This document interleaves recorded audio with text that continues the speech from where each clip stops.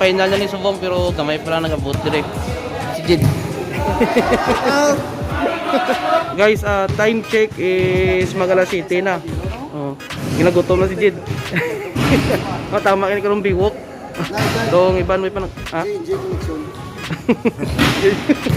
Ang iba na rito, iba no, pero ginulat na lang si Sinomog ano. Magpatigayon dire. Oh.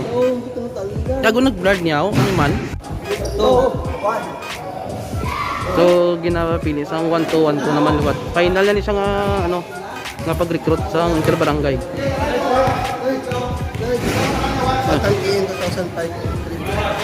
Oh, shout out Patangkiin 2005. Kasi naman na. Kung sige niya, exercise, execute sa training, execute sa tryout. Siyempre, consider nila at kung gusto mag-justify, ay kapit na nag-apaon kayo ay sa tryout. Kung maka-justify sila sa bukat na justification, so ano lang kami man. So amo na siya ang ating consideration. Na tryout is the formality sake para mabalanta kung sino ang possible player, prospect natin kung sino ang player. Pero as much as possible, kung gustuhon lang din namon, nagstorya kami kagabi, kung pwede lang ikwaon tanan, kung may potential tanan. Pero may arak din sa ginatawag na may piliin lang din ang mga participant. Kay most is, ang partial namin nga piliin is 20. Tubong.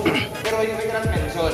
After that, isa lang sa committee, justify sa committee, ang final 15 ang igawas kung andin nila magamiton.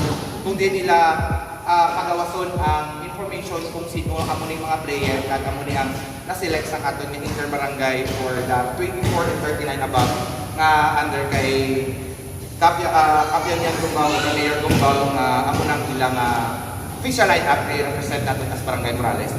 Sige, so far ang participants nga attendees is 21. Most, this is the 60% again as mentioned. Then, sa last and not least daw, sa inyo kanan, salamat. Kami mismo nag-extend, especially sa barangay, na pasalamat sa attendance, participation, cooperation, nga kung sa diin nga isang giniwat nga tryout.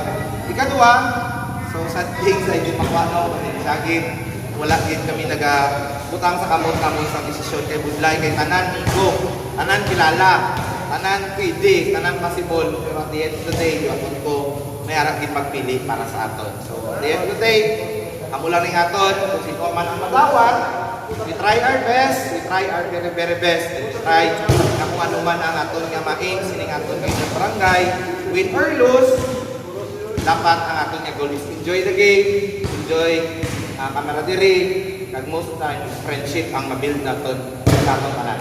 So sa tanan, last 1 hour, give your best. This is the final shot, final blow for Inter Barangay Tryout 2025. So, be it guys, and good luck everyone.